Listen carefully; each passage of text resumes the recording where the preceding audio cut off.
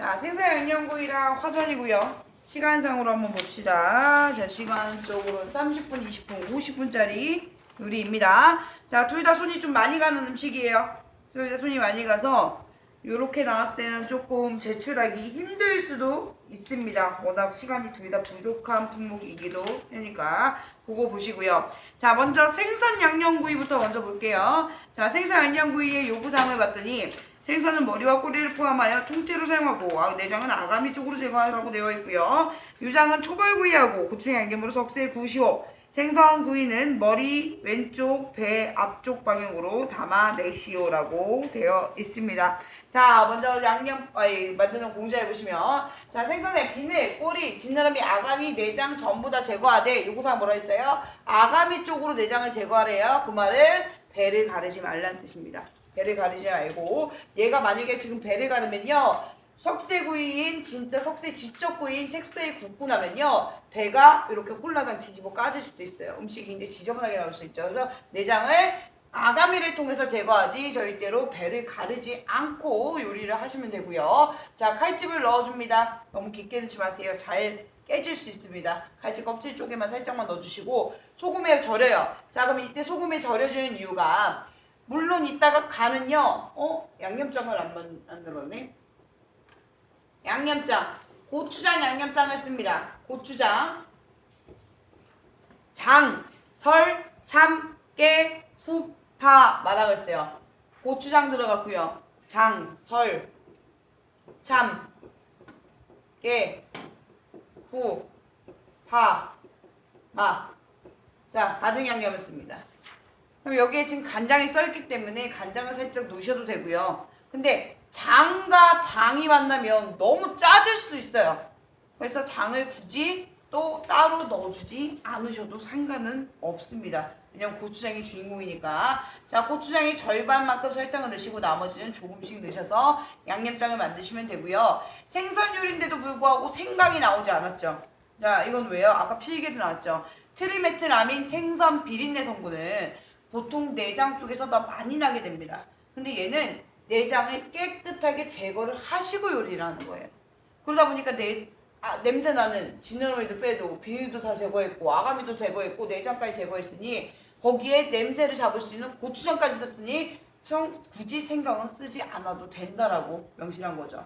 그러면 얘는 나중에 검사할 때 냄새도 확인해 볼 거죠. 내장이 깨끗하게 제거된 사람은 냄새가 안 날 거고요. 내장이 남아있는 사람은 분명히 비린내가 심하게 날 겁니다. 그래서 그걸 체크하기 위해서 생강이 지급되지 않았고요. 자, 그래서 내장 깨끗하게 제거해 주시는 거 중요하시고, 자, 소금에 절이는데 소금에 왜 절이냐? 소금을 뿌리면 사람이 땀을 흘릴 수 있는 것도 소금 때문인데 소금이 들어가야 얘네가 절여집니다. 절여진다는 건 뭐야? 수분을 뱉어낸다는 얘기죠. 그럼 말랑말랑거렸던 이 생선이 땀을 흘리게 되니까 단단해집니다. 그래서 무는 짜면 물이 나오면 무말랭이 같은 거 어때? 단단하죠. 수분을 뱉어냈기 때문이라는 거죠. 그래서 얘네를 소금을 절여서 수분을 좀 빠질 수 있게끔 만들어 주셔야 되고요. 소금을 당연히 좀 넉넉하게 쓸 거니까 깨끗하게 씻어야죠. 씻고 나서 수분을 완벽하게 잡아줍니다. 수분을 완전히 잡아줘야 참기름 옷을 입어도 기름 옷 코팅을 입는데 수분을 제대로 제거해주지 않으면 참기름 옷을 입어봤자 얘네가 미끌미끌 물기 때문에 잘 배지 못해요. 그럼 석쇠에 잘 들러붙는다는 얘기야. 그래서 이 수분을 완벽하게 제거해서 참기름 옷을 바를 수 있도록 해주고요. 애벌구이, 초벌구이라고 얘기하죠. 여기다가 양념을 바르고 구우면 안 익습니다. 생선이. 고추장 양념 때문에 생선이 잘 익히지 못해요. 그래서 애벌구이로 거의 80% 이상, 거의 90%까지 충분하게 생선이 익은 거 확인하고 그 다음 고추장 양념을 바르는 거예요. 그래야 타지도 않게 생선이 충분히 구울 수 있게 만들어주는 거죠. 그래서 애벌구이를 먼저 익고 양념을 발라서 다시 한번 구워줄 수 있도록 들어가시면 됩니다. 자, 그 다음 화전. 요구사항을 한번 보시면요. 자, 화경의 직경은 5cm, 두께는 0.4cm로 하래요. 자, 근데 이건 정도라고 했어요. 이걸 어떻게 규백을 딱 맞춰주겠어요. 약간 두툼한 게 더 붙이기 쉽고요. 얇으면 힘들어요. 약간 두툼한 게 더 편해요. 그리고 5cm 요거는 될 수 있으면 4.5에서 5.5cm 사이로 5개가 동일했으면 좋겠어요. 5개가 다 다른 크기가 나온 게 아니라 5개의 크기가 좀 약간 동일하게 나올 수 있도록 좀 크기를 좀 잘 맞춰주셨으면 좋겠고요. 실험을 사용하래요. 그리고 화성 5개 내라고 되어 있고요. 자, 그럼 요거 사항에 지금 어떻게 모양 만들어라는 얘기 없죠? 그럼 좀 약간 자율적으로 만드셔도 상관은 없습니다. 그리고 이 화전은 화자가 꽃화자를 쓴 겁니다. 그죠? 그리고 지져서 누른 전이라 해서 떡인데도 불구하고 떡이 아니라 화전이라고 이름을 붙였죠. 지져서 누르는 전이라는 뜻입니다. 떡이라는 뜻인 거고요. 자, 꽃을 써서 원래는 되게 화려하고 이쁘게 만들어줬던 건데 진달래꽃이 매번 나오진 않으니까 지금은 시용꽃이 워낙 잘 나와서 잘 나오지만은 전엔 진달래꽃으로 보통적으로 이건 절기 음식이었어요. 봄에 먹는 만들어 먹던 음식인데 시험장으로 넘어가면서 대추와 쑥갓을 이용해서 꽃 모양처럼 이쁘게 만들어 주라고 명시가 됐습니다. 모양을 어떻게 만들어 주라는 소리가 없고요. 그러면 자, 어떤 사람은 동그라미 안에 대추채를 넣습니다. 대추채를 난초처럼 이렇게 그림을 그려놓고 이파리로 장식을 한 사람이 있고요. 어떤 사람은 가운데를 대추를 마리를 해서 동그랗게 썰어놓고 세 군데로 이파리를 만들어서 이렇게 만든 사람이 있고요. 자, 어떤 사람은 대추말이 이렇게 만들어 놓고 이파리 그냥 2개로만 형상을 한 사람도 있고요. 자, 어떤 사람은 대추말이 이렇게 만들어 놓고 줄기 모양 만들어서 이파리 붙이는 사람도 있을 겁니다. 어떤 모양을 하든 아무 상관없어요. 하지만 5개가 균일하게 어떤 건 이게 어떻게 이게 어떤 건 이게 아니라 한 접시에 담아있을 때 깔끔하고 정갈함이 보일 수 있게. 자, 그리고 쑥갓도요. 이파리 조그만 거 써야지 여기다가 이파리를 이만한 걸 써버리면 훨씬 안 이쁩니다. 여백의 미를 주셔야 돼요. 동양화처럼.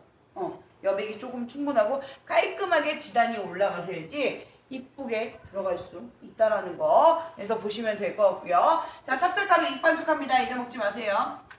방앗간에서 빠은 거라고 써있죠. 얘는 슈퍼에서 사시면 절대로 요리를 할 수가 없습니다. 떡이 안 만들어져요.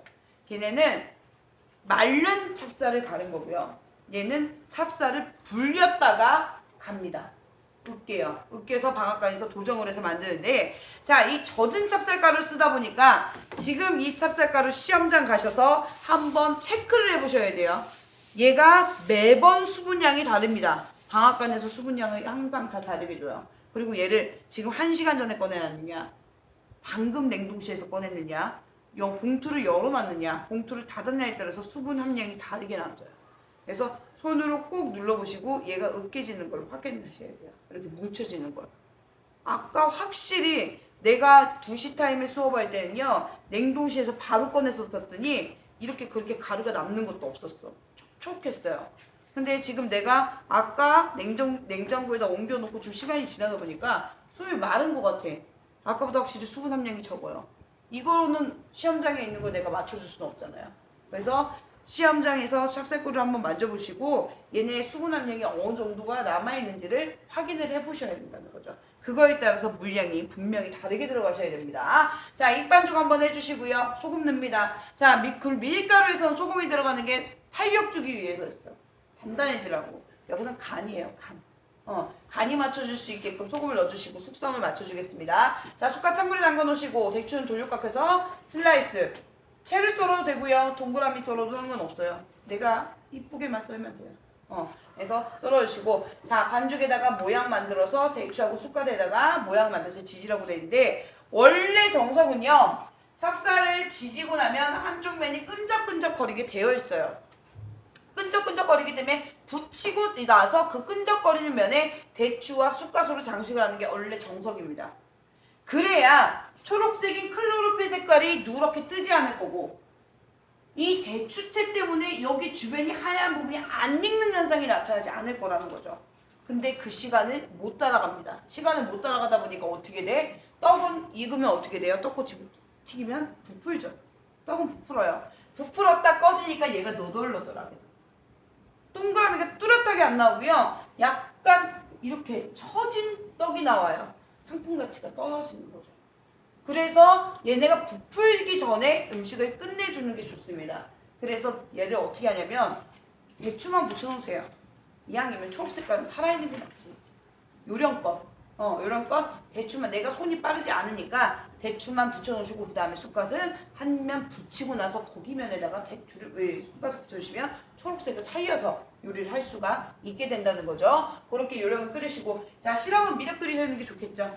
설탕이랑 물이랑 동량으로 해서 뿌려서 제출할 수 있도록 할게요. 자 그럼 시간은 30분에 20분, 50분짜리 요리입니다.